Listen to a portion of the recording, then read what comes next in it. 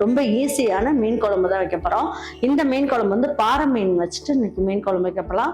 இதுக்கு வந்து நம்ம தேங்காய்லாம் எதுவும் அரைச்சி ஊற்ற வேண்டாம். நல்லா சூப்பராக டேஸ்ட்டாக இருக்கும். சும்மா கொஞ்சம் ஊற்றி ஒரு தட்டு நிறைய சாதம் சாப்பிடலாம். அந்த அளவுக்கு டேஸ்ட் வந்து சூப்பராக இருக்கும். வாங்க எப்படி ஈஸியாக செய்யலாம் அப்படிங்கிறத வீடியோக்குள்ளே போய் பார்க்கலாம். இந்த குட்டி ஸ்பூனில் 3/4 ஸ்பூன் அளவுக்கு மிளகு சேர்த்துக்குவோம். 1/4 ஸ்பூன் அளவுக்கு வெந்தயம், 1/4 ஸ்பூனோட கம்மியாக ஜீரகம் போட்டுக்குங்க. 1/4 ஸ்பூனோட கம்மியாக கடுகு சேர்த்துக்கலாம். இதெல்லாம் சேர்த்துட்டு நல்லா வந்து இதை வறுத்துக்கலாம். பாருங்க, இது நல்லா வறுத்தாச்சு. இப்போ வந்து என்ன பண்ணலாம், இதை வந்து இந்த மாதிரி ஒரு கல்லில் போட்டுருவோம். போட்டு இடிச்சுக்கலாம். நல்லா இடிச்சு வச்சுக்குவோம். வாங்க இப்போ குழம்பு எப்படி வைக்கலான்னு பார்ப்போம். பாருங்க, இப்போ வந்து என்ன பண்ணலாம், ஒரு 5 டேபிள் ஸ்பூன் அளவுக்கு எண்ணெய் ஊற்றிக்கலாம். பாருங்க, இந்த குட்டி ஸ்பூனில் 1 ஸ்பூன் அளவுக்கு கடுகு, 1/4 ஸ்பூனோட கம்மியாக வெந்தயம், மிளகு வந்து ஒரு 10 மிளகு, அவ்வளோதான். பாருங்க, கருவேப்பிலை சும்மா பாதி அளவுக்கு மட்டும் போட்டுக்கலாம். ஒரு இன்கில் பாதி அளவுக்கு மட்டும் போட்டுக்கோங்க. ஃபைனலாக வந்து நம்ம போட்டுக்கலாம் நிறைய. 10 பல்லு வந்து நம்ம பூண்டு தட்டி எடுத்து வச்சிருக்கோம், இதையும் சேர்த்துக்கலாம்.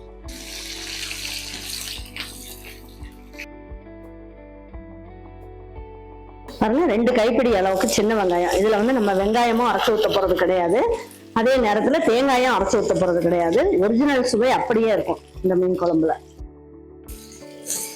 பாருங்க, எல்லாமே நல்லா வதங்கட்டும். இப்போ வந்து என்ன பண்ணுவோம், இந்த அளவுக்கு புளி, ஒரு பெரிய நெல்லிக்காய் சைஸுக்கு புளியை வந்து நல்லா தண்ணியில ஊற வச்சுட்டு கரைச்சி வடிகட்டி எடுத்து வச்சுக்கலாம். பாருங்க, 1/4 ஸ்பூன் அளவுக்கு மஞ்சள் தூள் சேர்த்துக்கலாம். இந்த குழம்புக்கு தேவையான அளவுக்கு உப்பையும் சேர்த்துடலாம்.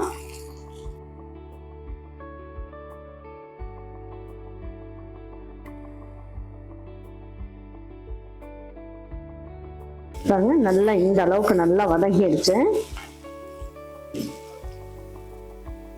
இப்போ வந்து நான் என்ன பண்ணிருக்கேன், இதுல வந்து நான் சின்ன தக்காளியா 4 தக்காளி எடுத்திருக்கேன். பெருசா இருந்ததுன்னா 3 தக்காளி எடுத்துக்கேன்.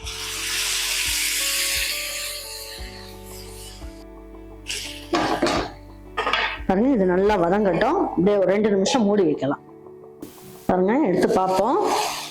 பாருங்க, தக்காளி எல்லாமே நல்லா வதங்கிடுச்சு. இந்த அளவுக்கு நல்லா வதக்கிக்கோங்க, அப்போதான் குழம்பு வந்து நல்ல டேஸ்ட் கிடைக்கும். இந்த ஸ்பூன்ல 2 ஸ்பூன் அளவுக்கு குழம்பு மிளகாய் தூள் சேர்த்துக்கலாம். பாருங்க, நம்ம வீட்டு குழம்பு மிளகாய் தூள் போட்டு நம்ம வச்சாச்சு.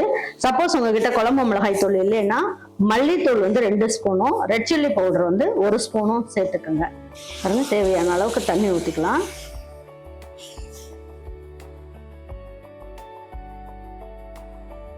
நல்ல காரம் பிடிக்கும்னா நீங்க வந்து இதுல 2.5 ஸ்பூன் கூட சேர்த்துக்கலாம்.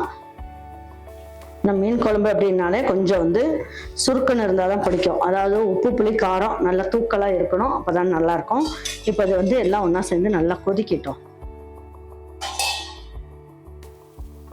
தட்டை வச்சு மூடி வச்சிடலாம். இது ஒரு 3 நிமிஷம் நல்லா கொதிக்கட்டும். பாருங்க, இப்போ எடுத்து பார்க்கலாம். நல்லா கொதிச்சுக்கிட்டு இருக்கு பாருங்க. இப்போ நம்ம எடுத்து வச்ச இந்த புளியை கரைச்சி எடுத்து வச்சிருக்கேன். இந்த புளியையும் அதில் ஊற்றிடலாம்.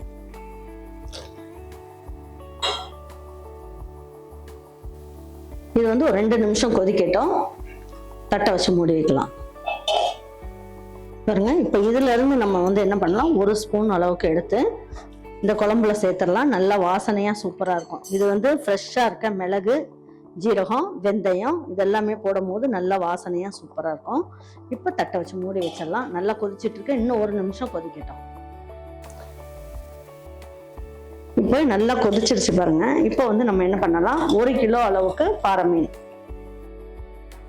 இந்த மீன் இப்ப சங்கரா மீன் அந்த மாதிரிலாம் போடுற மாதிரி இருந்தா சீக்கிரமா வெந்துடும். இதெல்லாம் கொஞ்சம் லேட் ஆகும். அதனால இந்த டைம்லயே போட்டுடலாம். கொஞ்சம் தண்ணியா இருக்கும் போதே குழம்பு போடும் போது நல்லா திக்காயி வர்றதுக்கும் இது நல்லா வெந்து வர்றதுக்கும் உங்களுக்கு கரெக்டா இருக்கும். அதனால இந்த ஸ்டேஜ்லயே போட்டுடணும்.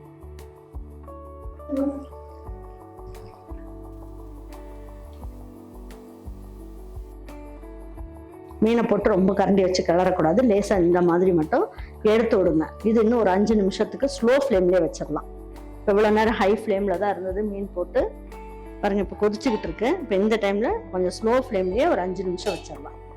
கொஞ்சம் லேசாக ஓப்பன் பண்ணி இருக்கட்டும். பாருங்க. இப்போ எடுத்து பார்க்கலாம் எப்படி இருக்குன்ட்டு.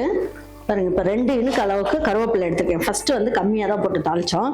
இப்போ 2 இனுக்கு அளவுக்கு கருவேப்பிலையை நல்லா 2ஆ பிச்சுக்குங்க. 2 3ஆ பிச்சு நல்லா அப்படியே போட்டுருங்க. நல்லா வாசனையாக சூப்பராக இருக்கும். பாருங்க, எண்ணெயெல்லாம் நல்லா பிரிஞ்சு வந்துருச்சு. இந்த அளவுக்கு மீன் குழம்பு இந்த பக்குவத்தில் தான் இருக்கணும். அப்படி இருந்ததுனா தான் நீங்கள் சாப்பிடும்போது சாதத்தில் போட்டு சாப்பிட்றதுக்கு நல்லா இருக்கும். பாருங்க எப்படி இருக்குன்ட்டு. நல்லா திக்காயிடுச்சு பாருங்க. இந்த அளவுக்கு இருக்கணும். இன்னும் நம்ம இறக்கி வச்சதுக்கப்புறம் இன்னும் திக்காயிரும். அதனால நல்லா இருக்கும். நம்ம பாருங்க, முன்னாடியே மீனை போட்டதுனால நல்லா வெந்துருச்சு. உள்ளுக்குள்ளெல்லாம் நல்லா மசாலா பிடிச்சி நல்லா வெந்துருச்சு. வாங்க, குழம்பு நல்லா ஜம்முன்னு ரெடி ஆயிடுச்சு. இப்போ எடுத்து வச்சு பரிமாறிக்கலாம். இப்போ நான் வந்து 1 கிலோ மீன் வந்து வச்சுட்டு இன்னைக்கு குழம்பு வச்சு காமிச்சேன்.